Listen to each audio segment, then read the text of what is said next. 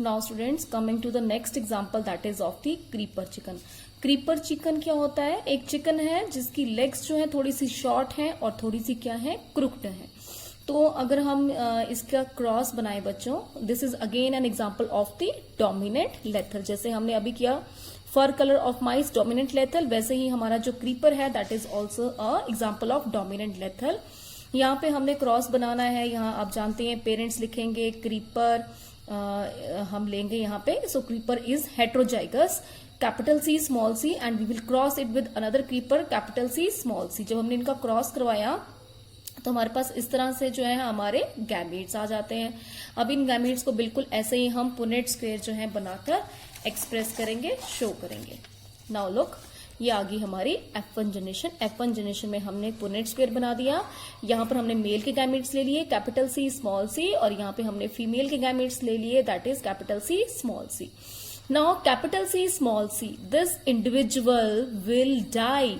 This will die because this gene is lethal in homozygous condition, in homozygous dominant condition। कि अगर homozygous dominant condition में अगर ये gene आ जाती है, this will cause the death of the organism, that is it is a example of lethal allele। capital C small c is creeper, capital C small c is creeper। यानी कि ये individual survive तो करेगा, लेकिन इसकी जो legs हैं वो छोटी होंगी, क्रुक्ड होंगी, जिसकी वजह से ये अच्छे से मूव ऑन तो नहीं कर पाएगा, बट इट सर्वाइव्स। और the individual which will have the chick which will have the genotype small C would be a normal chick. अगर हम F1 रेशियो की बात करें बच्चों, तो F1 रेशियो हमारा 2:1 आएगा। 2 रेशियो जो 2 है वो क्रीपर आएगा और 1 जो हमारा नॉर्मल। देखें आप, ये दोनों हमारे क्रीपर हैं, heterozygous creeper, rather heterozygous creeper। These are the heterozygous creeper and this is the normal individual। We will not show this one because this die in embryonic stage or soon after death। Now next example is the variegation in the snapdragon plant। हमने कल ही snapdragon के बारे में पढ़ा। This is the Mirabilis jalapa 4 o'clock plant and we will study here the recessive lethalism। हम यहाँ पे recessive form में देखेंगे कि जीन अगर रिसेसिव फॉर्म में प्रेजेंट हो तो वो भी लेथैलिटी कॉज कर सकता है। यहाँ पे हमने जो है एक क्रॉस ले लिया है। इस प्लांट के जो अलग अलग फिनोटाइप्स हैं उसमें से एक फिनोटाइप है गोल्डन वेरीगेटेड पैटर्न। ये जो गोल्डन वेरीगेटेड पैटर्न है, आप समझते हैं वेरीगेटेड क्या होता है? इसका जो जीनोटाइप है वो है कैपिटल जी स्मॉल जी। इसका हमने क्रॉस करवाया है गोल्डन के साथ, एक और गोल्डन के साथ कैपिटल जी स्मॉल जी। अब गैमीट्स कैसे बनेंगे? ये बन गया, ये बन गया, ये ऐसे जो है वो गैमीट्स आ गए, सेग्रीगेशन आ गई। अब हमने इसका भी क्या करना है? क्रॉस करना है, बिल्कुल वैसे जैसे क्रॉस ऊपर बनवाया है। So we will form a cross for the F1 generation. So this is the Punnett square capital G small g of the male and capital G small g of the female।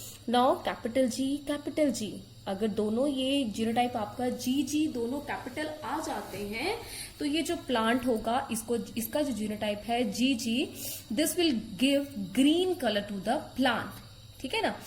Capital G small जी आप जानते हैं ये क्या है, हमारा golden variegated pattern है हमारा, और ये भी पेरेंट्स के जैसे ही है, वेरीगेटेड पैटर्न है। और जो हमारा स्मॉल जी जीन अगर किसी प्लांट में आ जाता है कॉम्बिनेशन ये वाला, तो ये जो प्लांट होगा वो नॉन ग्रीन होगा। Non green means this plant don't have chlorophyll as a pigment and without chlorophyll it can not make it own food. The process of photosynthesis will not occur and this plant will die। तो ये plant जो है वो मर जाएगा। ठीक है? तो यहां पर हम देख रहे हैं कि प्लांट कौन सा मरा, जिसमें कि जो जीन थी वो किस फॉर्म में थी? होमोजाइगस रिसेसिव में। ऊपर वाले में क्या था? The individual will die having a gene in the homozygous dominant form and here the individual will die which will have a gene in the homozygous recessive form। so here we will also have the same type of the ratio, that is 2:1, 2 for the golden and 1 for the green। So this is all about your lethal gene. इसके अलावा अगर आपको याद हो तो कल मैंने आपको सिकल सेल अनीमिया भी बताया था, जिसमें मैंने कहा भी था कि sickle cell anaemia will also be used in the lethal genes. तो हम यहाँ पे एक एग्जांपल ले लेते हैं, कल वाला ही हमने 2 इंडिविजुअल ले लिए जो कैरियर्स हैं। HBA is the normal gene, HBS is the abnormal or the gene for the sickle cell. Here we also have the another individual female with the same, that is the heterozygous for the sickle cell anemia. अब इन दोनों के बीच में जब हम cross करवाएंगे तो हमारा जो है वो इस तरह से हमारा पुनेट स्क्वायर बनेगा। ये यहाँ पर इसके गैमेट्स लिख दिए, इसके गैमेट्स फीमेल के गैमेट्स हमने यहाँ पर लिख दिए। Now individual having the genotype HBA would be normal, having the normal cell, that is the hemoglobin will be formed normally and the cell would have the normal biconcave shape. This HB, HBS, HBA, HBS are the carriers having the mild anemic condition, जिनमें sickle cell shape होगी लेकिन उतनी severity जो है वो नहीं होगी। और जो इंडिविजुअल जिसमें कि HBS, HBS दोनों के दोनों जीन्स जो है वो सिकल सेल अनीमिया वाले आ जाते हैं, such individual will die. And this gene is lethal in its homozygous condition. So this is an example of again lethal genes. ठीक है। अब एक बात आपको बताती हूँ, जो हमारे अफ्रीकन सब कॉन्टिनेंट्स हैं वहां पे बहुत सारे लोगों को मलेरिया होता है। मलेरिया की वजह से इंडिविजुअल्स जो है वो बहुत सारे मर जाते हैं। तो मलेरिया कैसे होता है बेटा, जो हमारा आरबीसी है उसके अंदर malarial parasite, you all know malarial parasite is Plasmodium that lives within your RBCs. First they go into the liver cells and they enter into RBC, multiply and ruptures these RBC, जिसकी वजह से individual को malaria हो जाता है, fever आता है और कई बार ज्यादा सिवियर मलेरिया होने से डेथ भी हो जाती है। सो ऐसे इंडिविजुअल जिनमें ये वाले कैरियर्स जो इंडिविजुअल होंगे, इनमें बहुत सारे आरबीसीज जो है उनकी शेप कैसी होगी, सिकल शेप होगी। तो जो सिकल शेप ऑफ सेल है आरबीसीज की, इसमें आपका मलेरियल पैरासाइट जो प्लाज्मोडियम है वो सरवाइव नहीं कर सकता, वो मर जाता है। ठीक है। तो ऐसे इंडिविजुअल जो कैरियर्स हैं वो अफ्रीकन सब कॉन्टिनेंट जहां पर मलेरियल पैरासाइट बहुत सिवियर फॉर्म में प्रेजेंट है, वहां पर ऐसे इंडिविजुअल जो है वो सक्सेसफुली जो है अपनी लाइफ बियर करते हैं। वो इंडिविजुअल जो है वो ज्यादा सक्सेसफुल है as comparison to the normal, because the normal individual will have a normal RBC. Normal RBC is very easily attacked by the malarial parasite and cause malaria, whereas the individual which are carrier, they can't be attacked with the malarial parasite because the sickle shape of the cell will not favor the growth of the malarial parasite. So they will not the problem of they will not have to face the problem of malaria. इन लोगों को malaria नहीं होगा और इनके जिंदा रहने के chances जो हैं वो नॉर्मल आदमी से ज्यादा हो जाते हैं जहां पर मलेरिया होगा उन रीजंस में।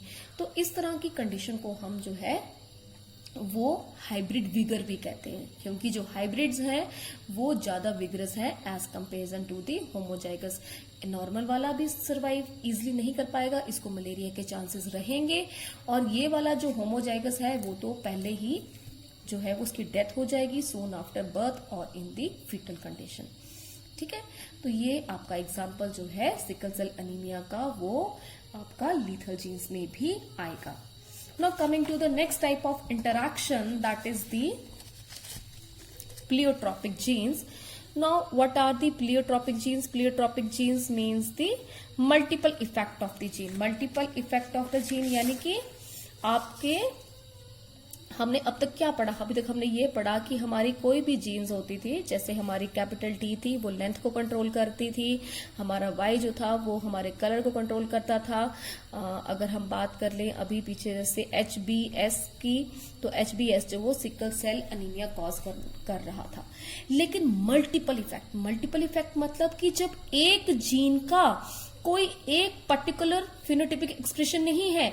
It will control the phenotypic expression many. It will control many phenotypic expression or it will produce many phenotypic expression. यानी कि एक जीन लेकिन इफेक्ट उसके ज्यादा. इसके पहले जो भी जीन्स पढ़े उसमें क्या था हमारा क्या था, एक जीन उसका एक ही इफेक्ट, एक जीन एक ही इफेक्ट. लेकिन यहाँ पर मल्टीपल इफेक्ट ऑफ जीन यानी कि प्लियोट्रॉपिक जीन्स में क्या होगा, you will have the in pleiotropic genes you will have the multiple effect of the gene. So what is pleiotropy? When a single gene control the many phenotypic traits simultaneously. लेकिन एक बात बता देते हैं आपको कि जितने भी मान लीजिए एक जीन है ये आपके 5-6 ट्रेट्स को कंट्रोल कर रहा है, इससे ये भी हो रहा है, ये भी हो रहा है, ये भी हो रहा है, ये भी हो रहा है. So this all the traits are not influenced equally. इन चारों ट्रेट्स के ऊपर इस जीन का इफेक्ट इक्वल नहीं होगा. किसी फिनोटिपिक इफेक्ट को ये ज्यादा एक्सप्रेस करेगी, बाकियों को कम एक्सप्रेस करेगी. तो जो मेजर इफेक्ट कॉज करेगी उसे हम कहेंगे मेजर इफेक्ट और द प्राइमरी इफेक्ट. जबकि जो इफेक्ट्स वो कम करेगी, जैसे बाकी सब इफेक्ट्स जो है वो कम हो रहे हैं, माइल्ड हो रहे हैं, इसके कंपैरिजन में उसे हम माइनर या सेकेंडरी इफेक्ट्स भी कहते हैं. And example is again sickle cell anaemia. So major effect is what, our production of the HbS. HbS is the gene which is causing the hemoglobin, defected hemoglobin, that is HbS, and resulting in the sickle shape of the RBC. ऐसा RBC जिसमें कि oxygen carrying capacity कम होती है, it is under the oxygen stress. और जबकि हमारा normal HB क्या है, HbA. This is the normal HB, normal haemoglobin, जिसकी की बीटा चेन नॉर्मल है, इसकी बीटा चेन क्या है, एबनॉर्मल है. ये आ गया इसका मेजर इफेक्ट. माइनर इफेक्ट की बात करें बच्चों तो माइनर इफेक्ट क्या होगा, रप्चरिंग ऑफ द सेल्स. जो हमारे सिकल सेल शेप जो सेल्स हैं हमारे आरबीसीज वो जल्दी से टूट जाएंगे और उनकी रप्चरिंग इजिली हो जाएगी. क्लॉट्स जगह जगह फॉर्म्स होंगे. Clogging of the blood vessel. Clogging का मतलब क्या होता है, जो हमारे ब्लड वेसल्स हैं अगर उसमें आरबीसी जब मूव करते हैं, अगर उसकी शेप जो है वो इस तरह की हो, ये स्मूथली मूव कर जाते हैं. लेकिन अगर इसकी शेप जो है आपकी इस तरह से है सिकल शेप, तो ये यहाँ पे बीच में फंस जाते हैं. ठीक है, ब्लॉकेज करते हैं, क्लॉगिंग कर देते हैं ब्लड वेसल्स की. इसकी वजह से ब्लड की आगे जो आपके बॉडी ऑर्गन्स होंगे उनको ब्लड की सप्लाई भी कम होगी. Disturbed distribution of the oxygen and the food. You all know that blood is responsible for the distribution of the various substances in your body. So if the blood supply is reduced, automatically there will be disturbance in the distribution of the various substances including oxygen and the food. Insufficient disposal of the cellular waste. जैसे हमारा blood जो है वो useful substances को लेके आता है, वैसे ही हमारे बॉडी टिश्यू से वेस्टफुल प्रोडक्ट्स को लेके भी आता है और उनका प्रॉपर डिस्पोजल करने में हेल्प करता है. अगर हमारे पास अगर ब्लड की कमी है, अनीमिया है, तो आपके वेस्ट का भी प्रॉपर डिस्पोजल नहीं होगा. And rupturing of very large number of rupturing of RBCs may result in damage to the spleen and even your brain. Now the next is the phenylketonuria. Phenylketonuria is a defect which is caused, it is a disease which is caused due to the defect in the gene called as the phenylalanine hydroxylase. एक gene जो कि इस enzyme को produce करती है, phenylalanine hydroxylase, इस gene में अगर डिफेक्ट आ जाए जो इस एंजाइम को प्रोड्यूस करती है तो हमें ये डिजीज हो जाएगा जिसका नाम है फिनाइलकीटोन्यूरिया. नाउ अब ये है क्या, देखेंगे आप कि फिनाइलएलानिन एक अमीनो एसिड होता है. मैंने आपको कल भी बताया था और आप जानते भी हैं, हमारे पास 20 तरह के अमीनो एसिड्स हैं. Phenylalanine is one of the amino acid. It is produced in our body and it is also present in many of the artificial sweeteners. जो हमारे आर्टिफिशियल स्वीटनर्स हैं जो हम खाते हैं बाहर से, उनमें भी ये प्रेजेंट होता है. तो ये नॉर्मली ये जो हमारा फिनाइलएलानिन है इसको कन्वर्ट कर दिया जाता है हमारी बॉडी में into another amino acid called as the tyrosine. And this conversion is favoured with the help of an enzyme called as the phenylalanine hydroxylase. ये जो एंजाइम है फिनाइल एलेनिन हाइड्रोक्सीलेज, ये फिनाइल एलेनिन को जो है वो tyrosine में convert कर देता है। और ये टायरोसिन जो है वो आगे चलकर बहुत सारे जो हमारे न्यूरोट्रांसमीटर है, जैसे कि हमारा एपिनेफ्रिन, नॉन एपिनेफ्रिन है, उनके फॉर्मेशन में मदद करता है। तो अगर ये आपका एंजाइम फिनाइल एलेनिन हाइड्रोक्सीलेज नहीं होगा तो फिनाइल एलेनिन जो है वो टायरोसिन में कन्वर्ट नहीं होगा, टायरोसिन से ये आपके न्यूरोट्रांसमीटर्स नहीं बनेंगे और आपका फिनाइल एलेनिन जो है वो अकोमुलेट होना शुरू हो जाएगा आपके बॉडी के डिफरेंट टिश्यूज में, इवन कि आपके जो इम्पोर्टेंट बॉडी ऑर्गन्स हैं जैसे कि ब्रेन वगैरह में, जिससे कि प्रॉब्लम हो सकती है। तो कैसे होगा ये, हमें कैसे हो गया, क्योंकि हमारी जो एंजाइम है फिनाइल एलेनिन हाइड्रोक्सीलेज, उसको बनाने वाली जो जीन है उसमें कोई डिफेक्ट आ गया है, and that defect is due to mutation. So what is the major effect? Major effect क्या है?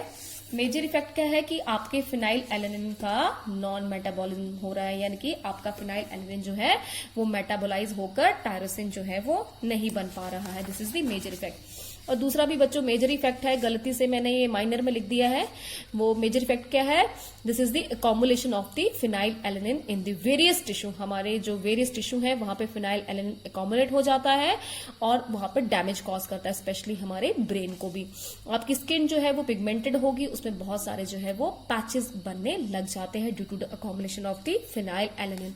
आपकी बॉडी की जगह जगह पर पिगमेंट लॉस होता है और हमारी हेयर और आई कलर की अभी पिगमेंट जो है वो कम हो जाता है, खत्म हो जाता है। The organism having the phenyl ketonuria is short statures, उसका साइज भी जो इंडिविजुअल है कम होगा, उस इंडिविजुअल को एक्सेसिव स्वेटिंग होगी और उनके जो इंसीजेस हैं उनके बीच में स्पेस भी बहुत ज्यादा होगा।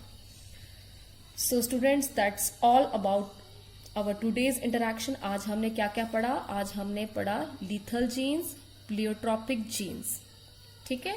तो ये आपने एंड दी मल्टीपल अलीलिज्म, ये तीनों चीजें आज हमने कवर कर ली हैं। आपने बहुत अच्छे से अपनी कॉपीज में लिखनी है और अच्छे से इसको याद भी कर लेना है, ठीक है। Thank you.